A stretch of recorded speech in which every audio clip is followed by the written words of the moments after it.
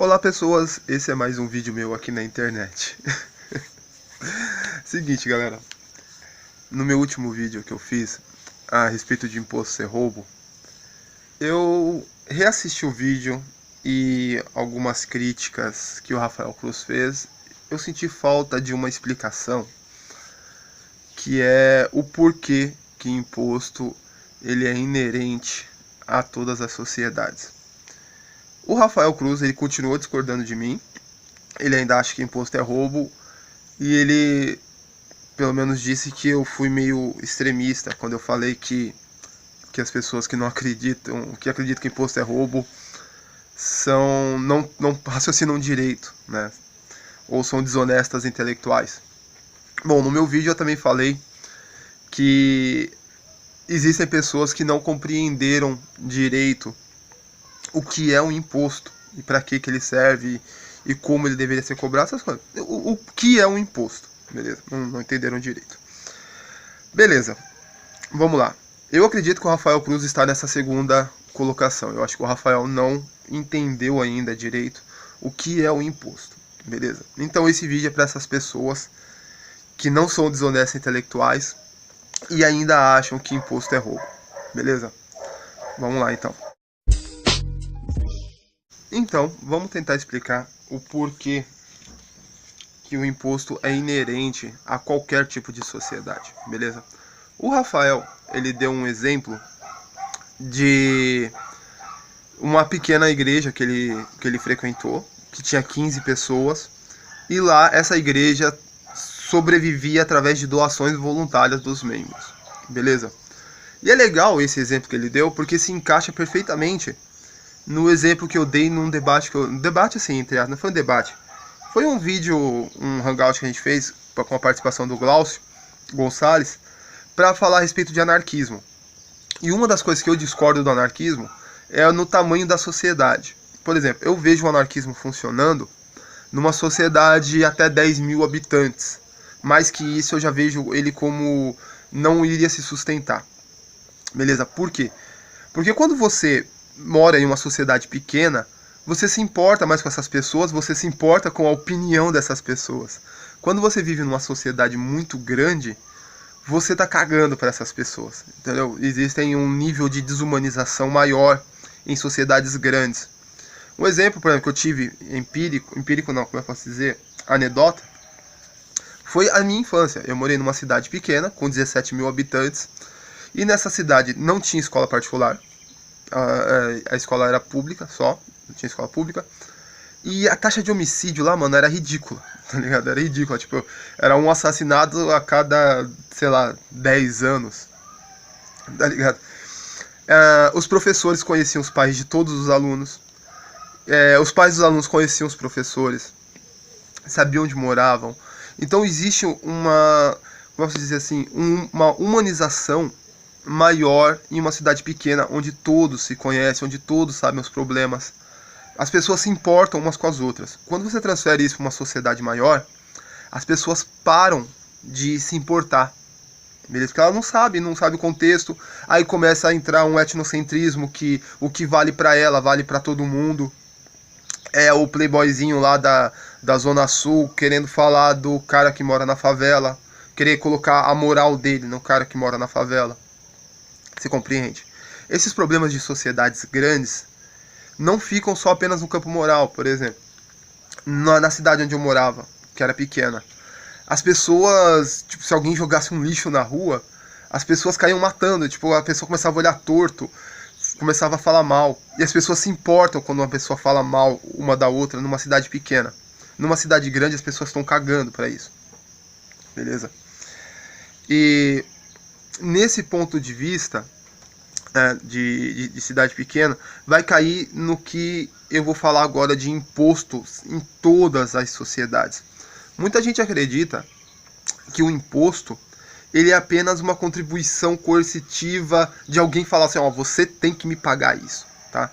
Quando isso não é necessariamente, não é verdade, não é necessariamente verdade, não é verdade mesmo, beleza? Existe o imposto moral, ou, por exemplo, o ostracismo, que no caso numa cidade pequena acontece. Por exemplo, nessa igreja que o Rafael Cruz convivia, por exemplo, já pensou? Todo mundo contribuindo e tem um cara lá que só tá mamando na teta de todo mundo. Esse cara, como é uma sociedade pequena, né, como é uma igreja pequena, ele provavelmente iria ser descoberto e ele iria cair no ostracismo. Não estou falando que isso acontece com todos, mas isso, assim, julgando de fora, isso acontece, não sou eu que estou falando. O próprio Jesus falou a respeito disso, das doações serem feitas escondidas. Beleza? Por quê? Porque quando você faz uma doação e todo mundo vê, essa doação se torna para a glória, ou então para você não cair no ostracismo daquela própria sociedade. Beleza? Não estou falando que isso acontece na igreja lá do Rafael, não sei como ela funcionava, mas isso acontece na nossa sociedade também. Tem muita sociedade pequena que as pessoas contribuem mais por esse fato de todo mundo saber o que elas estão fazendo. Então você se sente mais estimulado ou obrigado a contribuir numa sociedade pequena. Numa sociedade grande, você não tem esse olhar. Cara, é que são muitos conceitos pequenos dentro de uma mesma ideia. Beleza? Você vai pegar, por exemplo, microesferas de poder do Kant. Você vai pegar, por exemplo, a arte de dominação que o Nietzsche fala. Por exemplo, a vontade de dominar do homem. Entendeu? Você também cai em Maquiavel.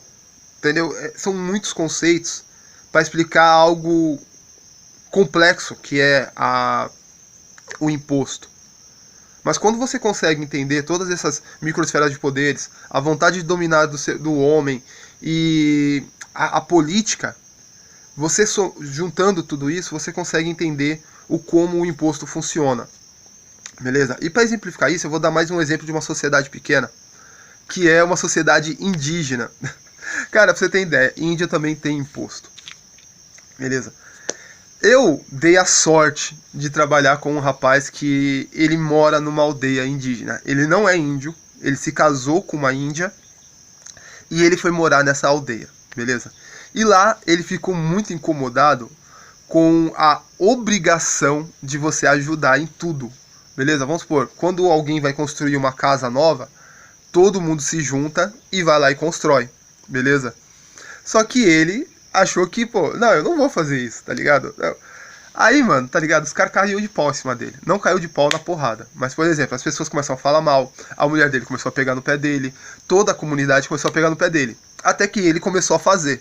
Beleza? Então, do ponto de vista dele, ele está sendo obrigado. Isso é um imposto. Está sendo coercitivo.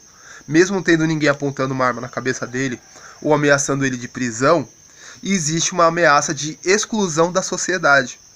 É por isso que em sociedades menores, esse imposto não obrigatório, apenas moral, funciona.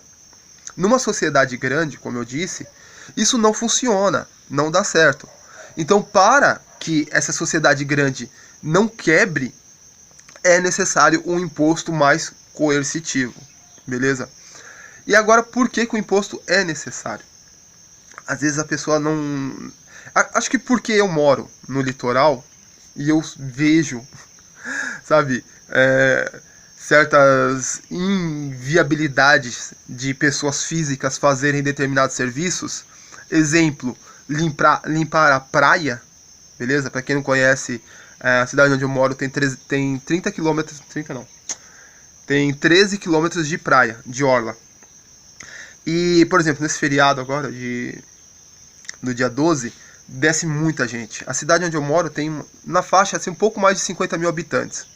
Num feriado como esse, ela passa brincando de 100 mil habitantes. Beleza? E o ponto preferido para todo mundo ir são as praias. Agora pensa em, sei lá, 50 mil pessoas em 13 quilômetros de praia, sujando tudo. Quem vai limpar isso aí? As mesmas pessoas que deixaram a sujeira. Meu amigo, elas não limpam. Não adianta. Existe campanha de recolher. Os salva-vidas dão sacolinhas plásticas. Elas não recolhem. E vai ficar para quem isso? Para os moradores da cidade? Para recolher? E aí? Ou então a gente coloca uma taxa para cobrar de todo mundo que entra dentro da praia, que é de fora? Isso também não seria um imposto? Você está pegando algo natural e cobrando uma taxa para as pessoas usarem. Isso também é um imposto. Entendeu? É o mesmo lance que eu falei do dono da rua. As ruas, as vias públicas, são inerentes a uma sociedade. E aí, você vai cobrar taxa das pessoas andarem nas ruas? Isso também é imposto. Entendeu? Então por isso que eu falei, mesmo no Ancapistão, com você tendo o dono da rua, você vai pagar imposto. É um fato, tá? Eu não consigo compreender por que as pessoas não entendem isso. Cara, eu acho que se eu não conseguir explicar, me desculpa, eu tô tentando explicar o mais possível, mais perfeito possível, que imposto ele é inerente a qualquer sociedade, qualquer. Não importa se tem 15 pessoas, se tem 1000 pessoas ou se tem 1 milhão de pessoas. Sempre vai existir um tipo de imposto, seja ele moral ou seja ele coercitivo na forma de lei. Beleza? Então é isso aí, galera. Me desculpa a todos que se sentiram ofendidos por eu falar que as pessoas que acreditam que imposto é roubo são desonestas intelectuais. Eu acredito que se vocês não são realmente desonestos intelectuais, vocês deveriam se aprofundar mais no assunto, beleza? Porque, mais uma vez, o imposto ele é inerente às sociedades. Toda sociedade vai ter um tipo de imposto, ou coercitivo ou moral. Beleza? Valeu, galera. Até a próxima. Fui. Bom, seguinte, galera. Eu tava editando o vídeo e eu vi que faltou uma parte, beleza? Que é explicar o porquê a sociedade quebra se não houver imposto, beleza? Bom, lembra quando eu falei que quando alguém não ajuda numa cidade pequena, o imposto moral é atribuído a essa pessoa vai cair no ostracismo, as pessoas vão começar a falar mal dela. E por quê? Porque se não haver essa cobrança, essa obrigação, mais pessoas vão parar de contribuir. E se mais pessoas pararem de contribuir, a sociedade quebra. Imagina uma sociedade onde você vai andar na rua, tá tudo cheio de lixo, as ruas estão todas esburacadas, as praias estão todas sujas. Você, numa sociedade, você tem locais públicos. Indiferente se você mora num capistão ou no comunistão, você vai ter certos locais que serão públicos. Não públicos no sentido do Estado, no sentido de público mesmo, entendeu? São pessoas que são obrigadas a passar por lá. Um exemplo bom disso são os condomínios. É por isso que eu gosto de dar exemplo, quando eu estou falando de imposto, dos condomínios. O condomínio é um lugar fechado, é um lugar privado, mas que existem áreas públicas, que são as áreas comuns, que são chamadas. E é por isso que é cobrado o condomínio, que é para a manutenção dessas áreas comuns. Cara, se nem em condomínios, que é uma sociedade pequena, de, sei lá, 50 pessoas, 50 famílias, um condomínio grande, sei lá, uns 50 famílias, essas famílias ajudam a realmente... E, cara, tem um de exemplo aqui, tem uma CDHU aqui perto da minha casa, que é aqueles prédios, CDHU prédio, que tem a CDHU que são casas, mas beleza. CDHU condomínio. Mano, as CDHUs que não tem síndico, o bagulho é uma zona, mano, tá ligado? O prédio é todo sujo, as áreas comuns são ridículas, beleza? Aí tu pega uma CDHU que tem síndico, que tem uma contribuição, um condomínio, a CDHU é perfeita, é lindo, maravilhoso, entendeu? Então sempre vai haver imposto, seja no Ancapistão ou no Comunistão, entendeu? Por quê? Porque tem que ser, alguém tem que fazer essa manutenção das vias públicas, beleza? E quando um se nega a fazer e não existe coerção, seja moral ou seja por lei, mais pessoas vão fazer isso, porque não é...